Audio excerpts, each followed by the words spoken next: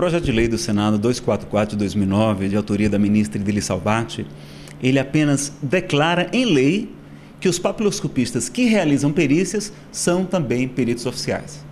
Então, ele surgiu da necessidade de uma lacuna deixada pela Lei 2030 de 2009, que ao relacionar quais são os peritos oficiais, ela não incluiu os papiloscopistas.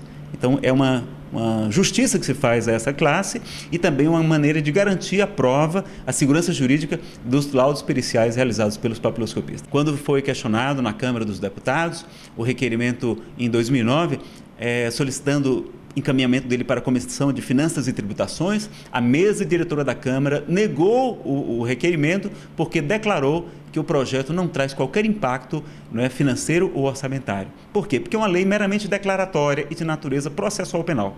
Até na questão da escolaridade, quando ela fala em nível superior, é apenas para atender a Lei 2030 e atender a própria Lei 11.690, que o PLS 2409 repete no seu artigo 2º. Ele repete o quê? Que aqueles papiloscopistas que ingressaram antes da exigência do nível superior, eles continuarão a realizar suas perícias específicas. Exatamente o artigo 2º da Lei 11.690 de 2008. Os papiloscopistas são servidores públicos, portanto concursados, que realizam as atividades de perícia papiloscópica e necropapiloscópica de nosso país.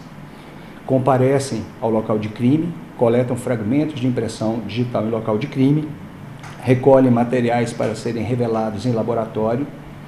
Posteriormente, esse material ele é inserido no banco de dados, onde conseguimos descobrir várias autorias de crimes. Também nós fornecemos o laudo que consolida esse nosso trabalho, o laudo de autoria delitiva, que é muito importante para fazer parte no inquérito policial. A perícia necropapiloscópica nós fazemos nos IMLs, para a liberação dos corpos, para ter certeza da identidade dos corpos a serem liberados, e também atuamos nos acidentes de massa, na identificação de vítimas de acidente de massa. No caso do voo da Gol 1907, do acidente aéreo da Air France, desastres naturais, como foi na região serrana do Rio de Janeiro, na Boate Kiss. Um caso de repercussão foi o homicídio de uma professora da Fundação Educacional, que foi morta no estacionamento no Parque da Cidade.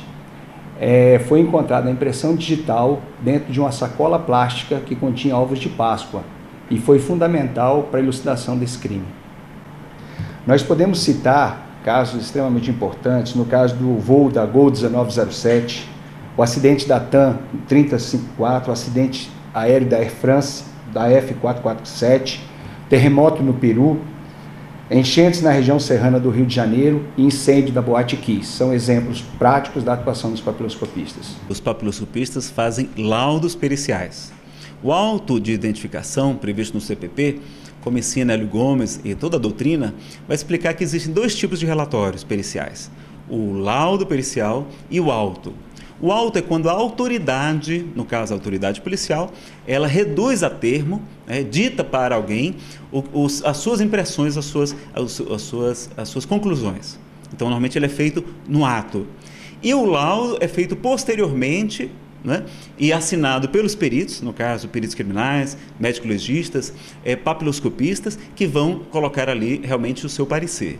Mas no artigo 66, o que o CPP está falando? Ele está falando de que, havendo dúvidas sobre a identidade do cadáver exumado, proceder-se ao reconhecimento pelo Instituto de Identificação e Estatística ou repartição congênere. Tudo bem, vamos fazer isso.